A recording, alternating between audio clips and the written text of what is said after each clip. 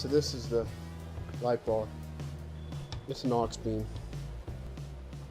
I was playing with it the other night. I mean, I don't know of anything to compare it to because I've never seen any other light bars, but I'm super excited about getting this thing installed and getting this thing on the road and going and seeing what, you know, going off-road and seeing just exactly how bright this is. But my idea here was to get this thing in on the bottom, and I'm thinking that what I'm going to want to do here is, since this is going to be on the bottom of the vehicle, this thing the wire coming out of the light up and at an angle is probably better than coming down at an angle,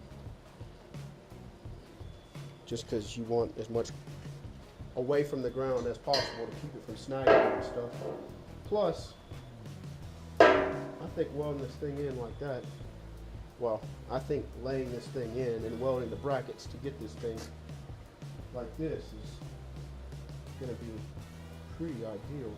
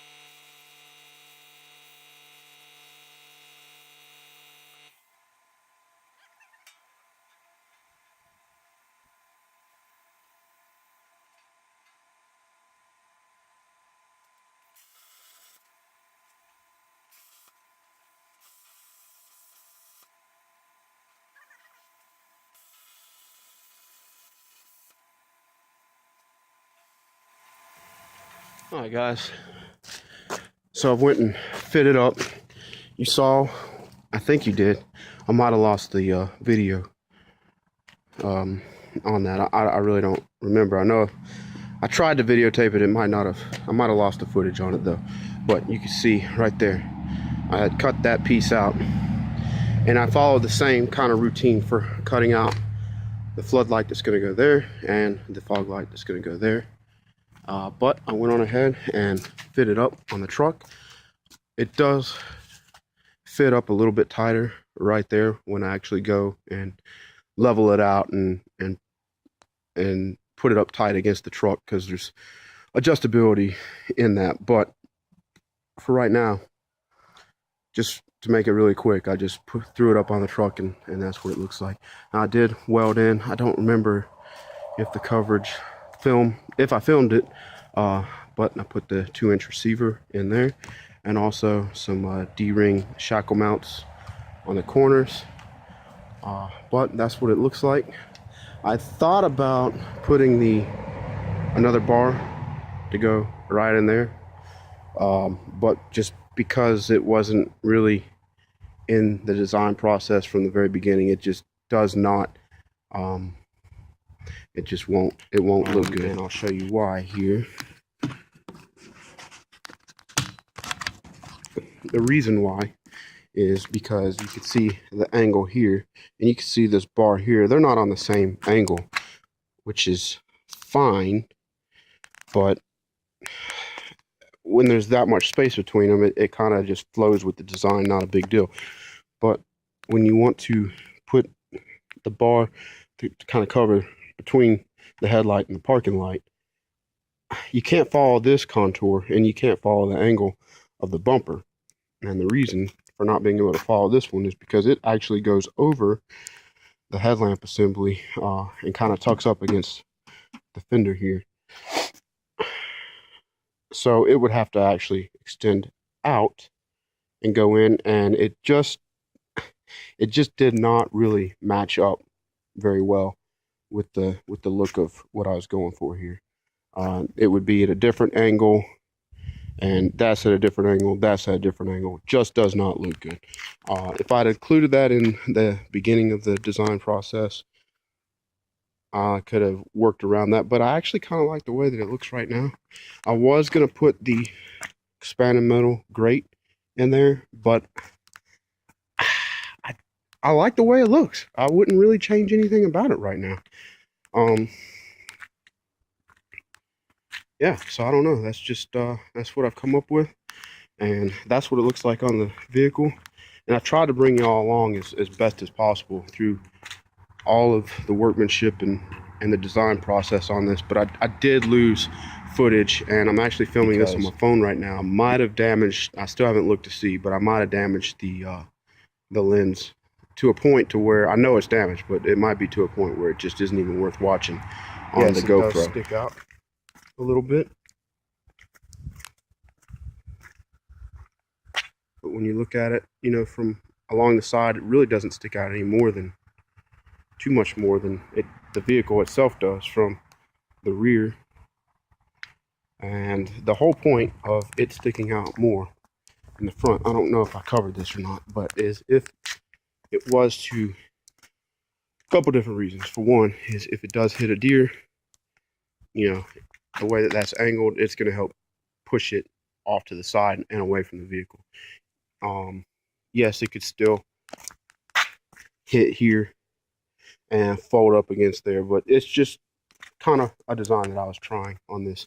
Plus, also, if you're going through the woods, you can feel a little bit more at ease about trying to go through trees that might be too close, because if the bumper makes it through those trees and the mirrors are folded, you're going to be able to make it through the trees, since that is now the widest part on the vehicle. Also, it does give it some additional stability on a lot of the farm ranch hands. I don't know what I was thinking. On the ranch hands, this bar will actually come down, tuck back in, and cover the bottom of the lamp assembly here. But it's held on by a little tab that goes from the bumper to the bar, the light bar there. Not a light bar, but the part of the, I guess, grill guard there, brush guard. I feel like this offers exponentially a greater amount of stability. I mean, that is rock solid being welded right here, as opposed to being welded to like a 3/16 coupon between the bumper and the rolled bar there.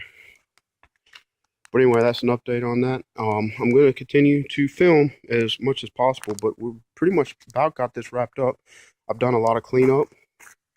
I've done a lot of cleanup to the welds. I've got it mostly ground down. There's some rust spots appearing because it literally rained, I don't know, like 100 sprinkles on this the other night, and I just was not ready to take it off the vehicle because I'm about to mount some additional bracing that's gonna go, let me get down here and show you actually.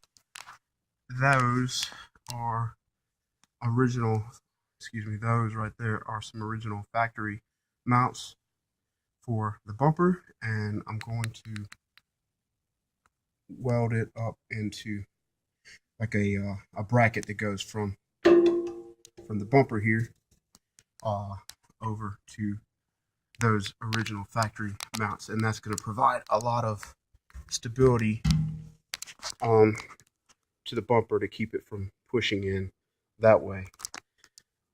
Plus, it's just going to make it a lot stronger anyway. It's going to keep it from moving at all, really. You can tell that's where I have it bolted up to the frame with the original body mounts.